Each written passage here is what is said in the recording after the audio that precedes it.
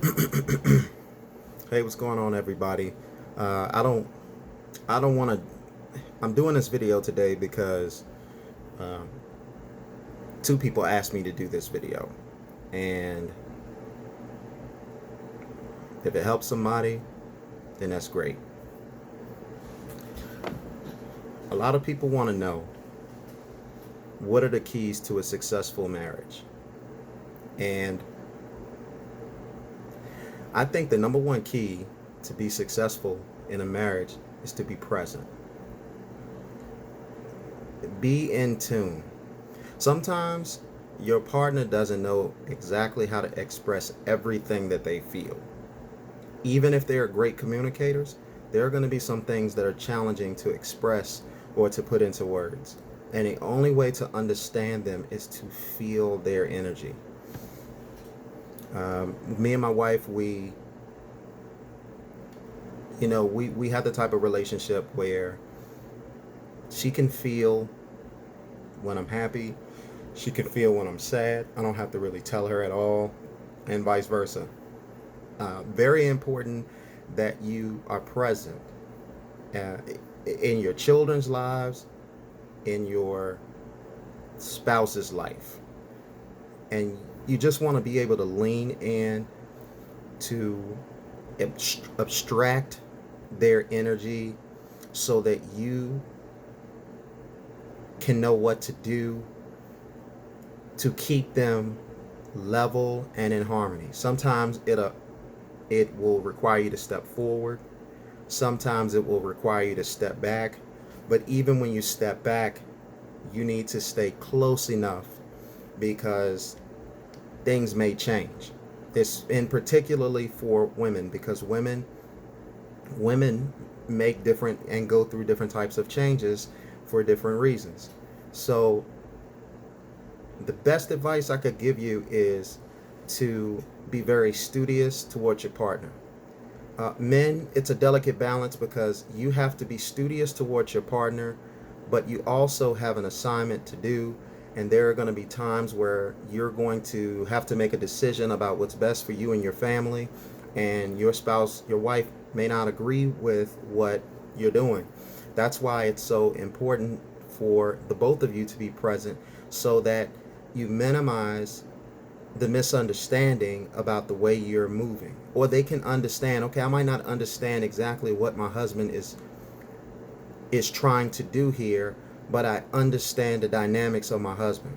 So I know that my husband moves with a certain intent. She's not going to feel that sense of security unless you are leaned in and you are present in your marriage. um, sometimes uh, sometimes we feel like, sometimes we feel tested, and sometimes we feel uh, tempted to say certain things, to do certain things. And I gotta tell you, man, there ain't nothing out there that's greater outside of marriage than marriage. It's not. If you've got a partner that you love, that you care about, and that you can share with, that you want to grow with and build with, or whatever the case may be, man, it could possibly. I'm not going to tell you that there isn't a possibility that the grass can't look greener on the other side. I can't tell you that the grass. I can't even tell you that the grass may actually be greener on the other side. But that's what you're doing when you get married. You're saying, listen, you embody the majority of the qualities that I want and that I need in a woman, and vice versa.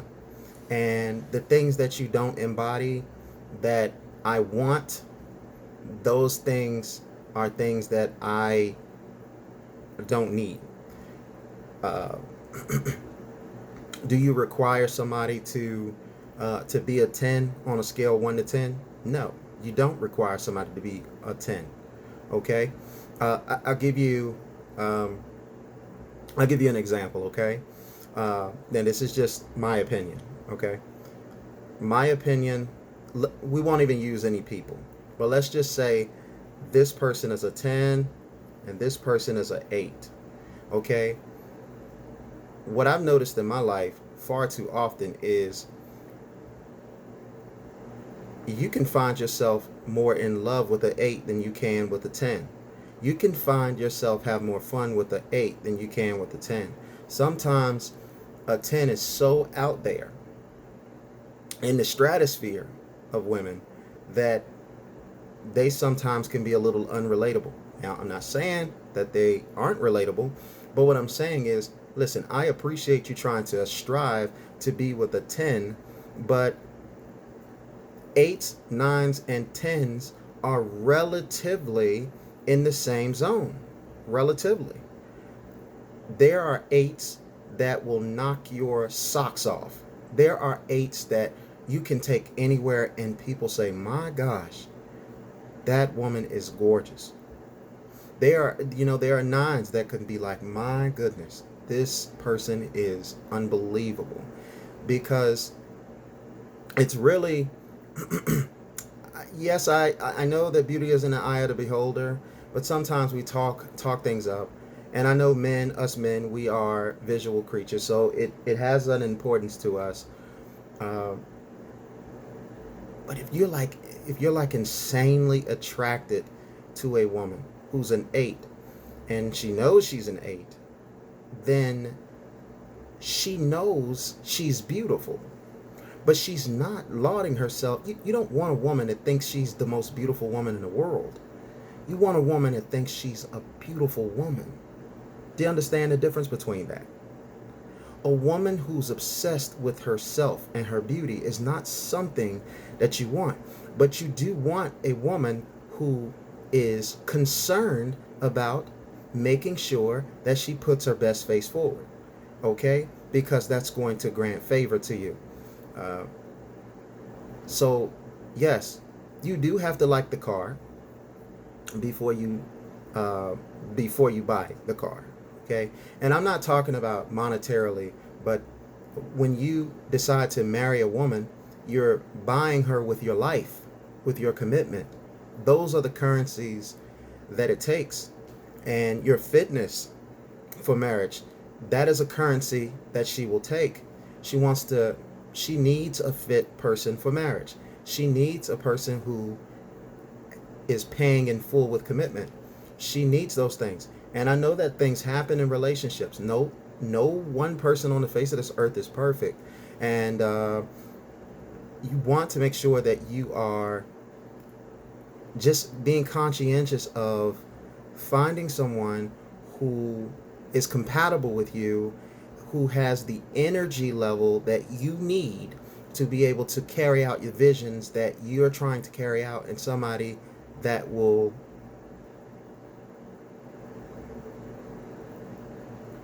somebody that will make things simple for you. That's what you really want, fellas. You want someone that makes things simple for you. You don't want someone arguing at every turn. If you guys are having more days of arguing than you are having days of harmony, that's a real problem. Listen, you're going to have disagreements. You really don't have to argue, but an argument can occur. It's how you handle the argument. It's how you listen to the other person. It's how you speak with the other person. It's okay, men, for you to be very blunt and matter-of-factly, but a woman is like, especially a woman today, a woman is like a veneer. She's hard, but there's tenderness and softness about her, so you have to handle her with delicacy. All right? So it's okay, but you got to be leaned in and in tune with them, and you got to be able to speak their love language to be able to have success with that. And with me and my wife, sure, we have disagreements. Sure, there are some times where we don't see eye to eye, but I usually can equate us not seeing eye to eye because we are not leaned into each other the way that we should be leaned into each other. And let me tell you this too.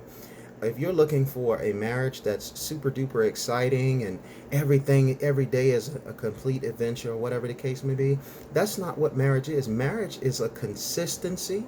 Marriage is a predictability, and it's a contentment with being consistent and predictable. Don't let anybody tell you any different.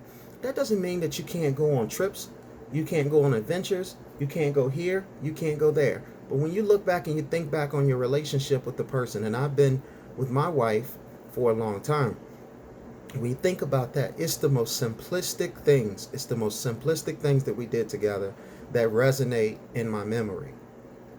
The times that we sat down and we had tea together, or the times that we've walked together, the times we went to the beach together, car rides that we had together, laughs that we've had together, those types of things. It's not that we went on some crazy expensive romantic dinner and this, that, and the other, whatever the case may be. Those memories are great too, but you don't need a ton of those memories to have a good memory. It could be you guys living in a small house together and it's peaceful and you've got a nice view, or you hear the birds and the animals outside. uh, you know, that can be beautiful. It's the moments that you have with somebody. And I can't tell you enough times that your relationship with your spouse, that person needs to be your best friend, and they have to understand. They have to understand. Like, if you're a guy, just because you're married, it doesn't mean that you don't look at any other women or whatever the case may be. With my wife, if I see a woman and she's beautiful, I'm not afraid to acknowledge that the woman is beautiful around my wife. And likewise, if my wife sees a handsome man, she's not afraid to acknowledge that that's a handsome man. We both know we're coming to each other each night. So these are things that we have to take into consideration, because marriage is the most sacred and most important institution, in my opinion, in this world, that matters the most. There is nothing worth living for on this earth than family. If you don't have family, I personally don't know what the zest would be to be in a crazy matrix that we're in. So don't take it lightly. Find somebody that matches your energy. Find somebody that makes things simple. And don't worry about trying to be that person with tenure. Listen, if things are not working out between you and your spouse, and you guys both can amicably agree that it's not a good fit for you guys, or it's a struggle for one person or the other, then that might be something that you need to talk about. Of course, I don't like that as the option, because that is something you should work out before you get married. But you have to have remembrance of why you're getting together. You gotta remember your first dates. You gotta talk about the things that you did together. You have to remind each other of those things, because that keeps you on point. That keeps you in. It keeps you and gives you a proper perspective about why you're still together. Because because life can throw so much at you that you can pile on what the surface is, and you could forget what the surface was all about. And then you could find yourself saying, well, why am I here?